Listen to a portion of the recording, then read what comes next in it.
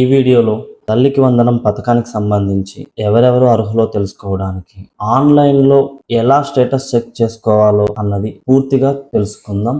ముందుగా Google open చేయండి. Google open చేశాక తల్లికి వందనం స్టేటస్ చెక్ 2026 అని ఎంటర్ చేయండి. అలా ఎంటర్ చేసిన వెంటనే మీకు మొదటగా వచ్చే లింక్ను ఓపెన్ చేయండి.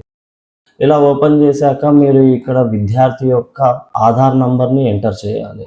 స్కీమ్ టైప్ ఏది అనగా తల్లికి వందనం ఎంటర్ చేయండి. ఇక్కడ సెలెక్ట్ ఇయర్ ఇక్కడ 26, 27 కాబట్టి ఇది ఎంటర్ చేసి ఇక్కడ గెట్ డీటెయిల్స్ మీద మనం క్లిక్ చేయాలి.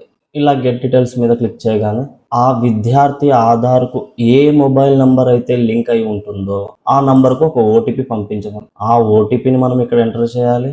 అలాగే ఇక్కడ క్యాప్చర్ కోడ్ ఏదైతే ఉందో దీన్ని మనం ఇక్కడ ఎంటర్ చేసి వెరిఫై మీద క్లిక్ చేయాలి. ఇలా మీరు ఆ ఓటీపీని ఎంటర్ చేసి ఈ క్యాప్చర్ కోడ్ని ఇక్కడ వేసి వెరిఫై కొట్టారంటే లాగిన్ అవుతాం. ఇలా లాగిన్ అయ్యాక ఇక్కడ మీరు 2 రకాల ఎలిజిబిలిటీస్లను చెక్ చేసుకోవాలి. ఒకటి ఈకేవైసీ స్టేటస్కి సంబంధించి, 2 స్కీమ్ ఎలిజిబిలిటీకి సంబంధించి. ఇక్కడే మీరు ఈ తల్లికి వందనం పథకానికి అర్హులా కాదా అనేది తెలుస్తుంది. ఒకవేళ అర్హులు కాదు అంటే ఎందుకు అనే కారణం కూడా తెలుస్తుంది.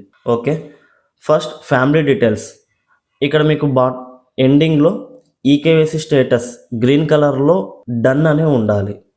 సెకండ్ బాటంలో స్కీమ్ ఎలిజిబిలిటీ క్యాలిక్యులేటర్. ఇక్కడ లాస్ట్లో వ్యాలిడేషన్ స్టేటస్ అని ఉంటుంది. ఇక్కడ కంపల్సరీ ఈ 7 కాలమ్స్ కూడా గ్రీన్ కలర్లో సాటిస్ఫైడ్ అని ఉండాలి. అలా ఉంటేనే మీరు ఈ తల్లికి వందనం పథకానికి అర్హులు.